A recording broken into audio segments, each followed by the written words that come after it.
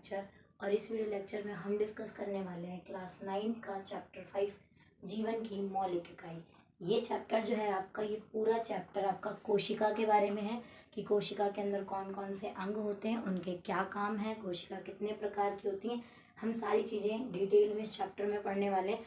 और ये इस चैप्टर का इंट्रोडक्टिव लेक्चर है जिसमें हम कुछ साइंटिस्ट लोगों के बारे में पढ़ेंगे जिन्होंने सेल से रिलेटेड यानी कोशिका से रिलेटेड कई सारी चीज़ों की खोज की है। तो चलो स्टार्ट करते हैं।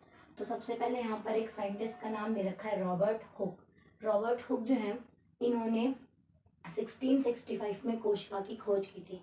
यानी ये वो साइंटिस्ट है जिन्होंने फर्स्ट टाइम कोशिका के लिए कोशिका शब्द का इस्तेमाल किया था। और इस खोज के लिए इन्होंने एक पेड़ की जो बाहर की आउटर कवरिंग होती है उस कवरिंग का इस्तेमाल करके उस कवरिंग से इन्होंने कोशिका की खोज की थी। फिर दूसरे एक साइंटिस्ट हैं लेवेनहॉक, जिन्होंने 1674 यानी 1674 में तालाब के जल में उपस्थित स्वतंत्र रूप से जीवित कोशिका का पता लगाया था। यानी कि कोशिका की खोज तो इन्होंने करी, लेकिन कोशिका जीवित है और वो स्वतंत्र रूप से अकेले भी रह सकती है, ये खोज करने वाले थे लेवेनहॉक, जिन्होंने ये बात में 1674 में बताई। उसके बाद एक दूसरे साइंटिस्ट आते हैं रॉबर्ट ब्राउन। 1831 में उन्होंने कोशिका के अंदर और डिटेल में खोज करी और ये बताया कि कोशिका के अंदर भी एक क्या होता है, केंद्रक, जो कि पूरी कोशिका को मेंटेन करता है। कोशिका के अंदर जितने भी कार्य हैं उनके लिए ये रिस्पॉन्सिबल होता है।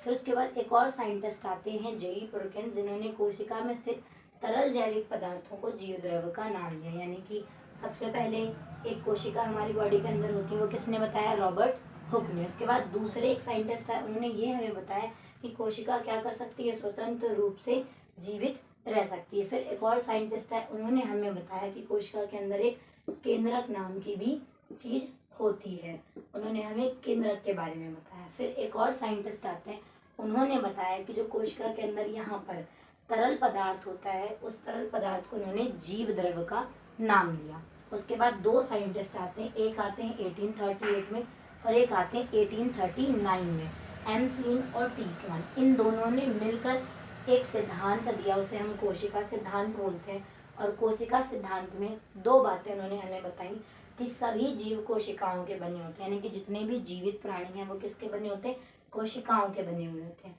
और कोशिका सजीवों की मूलभूत इकाई है, यानी कि जितने भी सजीव हैं उनकी सबसे बेसिक यूनिट, सबसे छोटी मूलभूत इकाई क्या है, कोशिका है। फिर लास्ट में एक साइंटिस्ट हैं जिनका नाम है विर्चो, जो कि 1855 में आते हैं और उन्होंने हमें एक बहुत ही महत्वपूर्ण बात बताई कि नव कोशिकाओं का निर्माण, यानी जो नई कोशिकाएं बनती हैं उनका निर्माण पूर्ववर्ती कोशिकाओं से होता है। यानी कि पुरानी कोशिकाओं से ही नव कोशिकाओं का निर्माण पूर्ववर्ती कोशिकाओं से ही होता है। यानी कोई नई कोशिका कहीं आसमान से नहीं टपकती, वो भी पुरानी कोशिकाओं से ही मिलकर बनती है।